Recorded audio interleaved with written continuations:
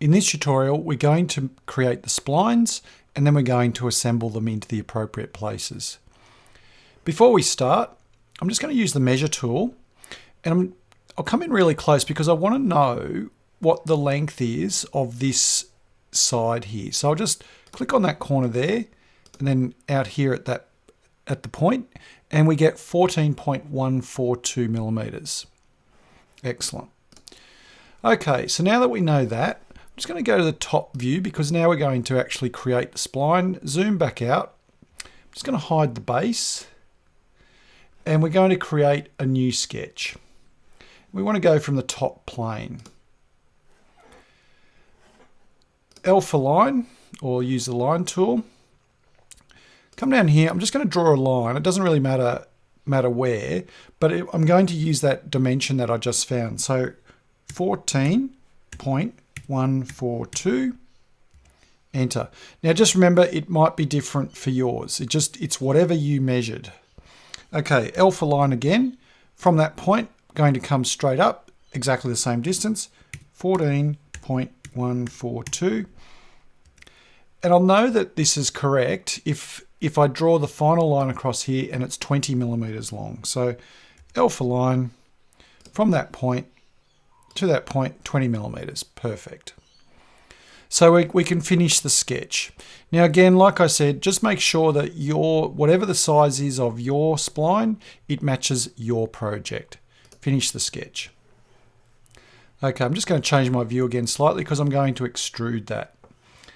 So we will extrude. We'll go up 3 millimeters. Before we accept it, we're going to change this to new component and OK. So we've created a spline. You can see it over here, component 4, double click.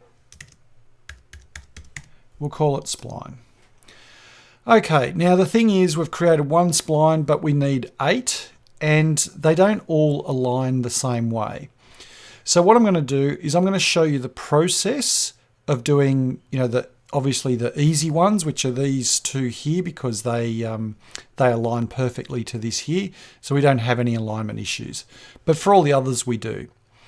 So I'll show you this one to start off with, and then I'll show you this one over here. And then what I want you to do is to use what I've shown you, adapt it so that you can then put the splines in on all of the other corners as well.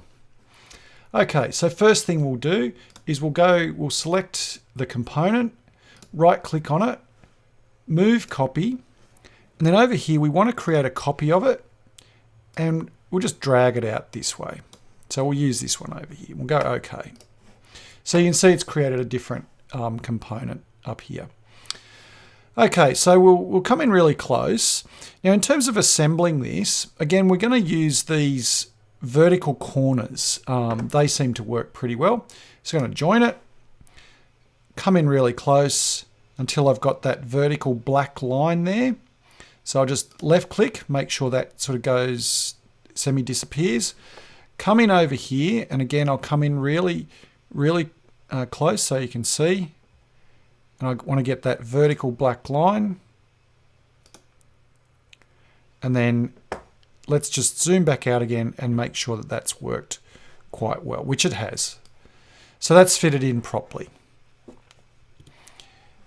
And then we can just go OK. So we've got that spline in. So they're the easy ones. So again, if you wanted to fit this one in, you could, but let's go and have a look at something where it's, at a slightly different angle. So what we'll do now is I'm just going to change my view a little bit. So I'm just going to come around to this corner here and I'll zoom back out, pan back up a little bit.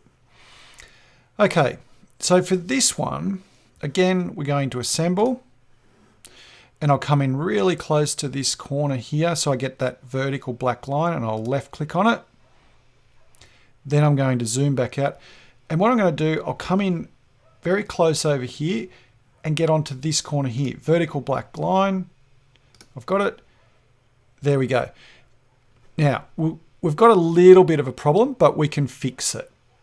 So you can see it's gone in there, but it's gone in at a wrong angle. But just remember that because we're working at splines, everything is at 45 degrees. All we've got to do is rotate it, and it will generally be a multiple of 45 to get it in the right place. So in this case, it's minus 90 degrees.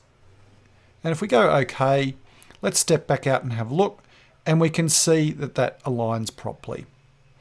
Okay, so from here on in, it's a repetitious process. So really what you want to do is make copies of these splines, rotate as appropriate.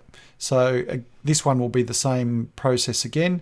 This will be slightly different, and over the other side will be slightly different. So complete that, and then you can move on to the next tutorial.